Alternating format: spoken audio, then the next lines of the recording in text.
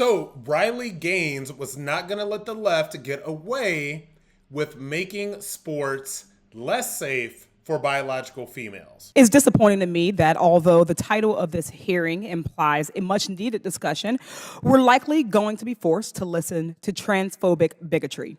Because actually, protecting female athletes in Title IX is important.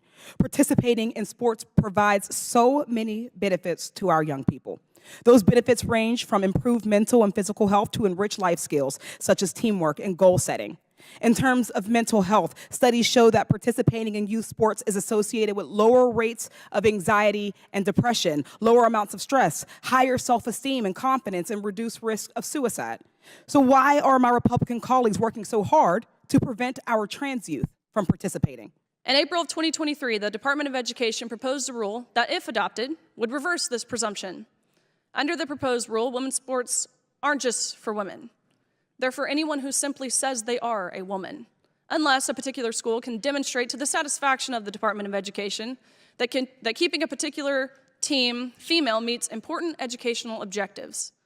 The new rule mandates that every school in the country must demonstrate the unfairness of male participation on each specific women's team that they offer and develop rules that minimize harm to trans-identified athletes. But what about the harm to us?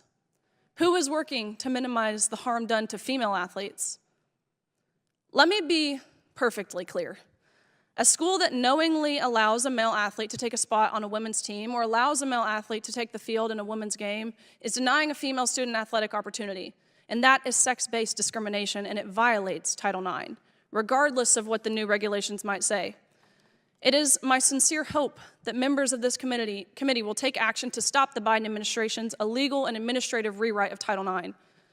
Of course, there is a place for everyone, regardless of gender identity, regardless of sexual orientation, regardless of race or what sports you play. There's a place for everyone to play sports in this country. But unsafe, unfair, and discriminatory practices towards women must stop. Inclusion cannot be prioritized over safety and fairness. And Ranking Member Lee, if my testimony makes me transphobic, then I believe your opening monologue makes you a misogynist. Thank you.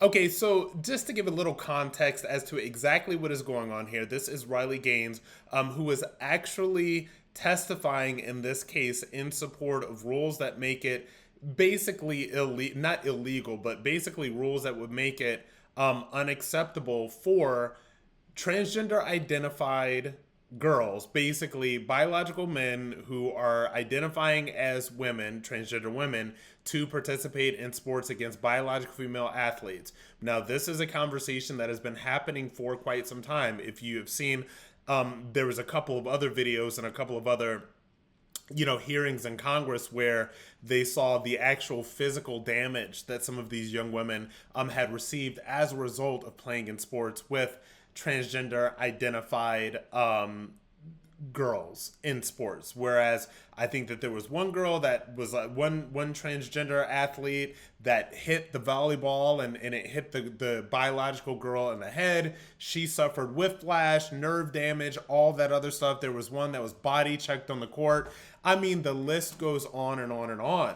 And for, Riley to call this basically Democrat rep a misogynist for putting the rights of transgender women above the rights of biological women and girls is absolutely correct. And this is something that we are going to see be fought out via the media and the court system for a very long time to come.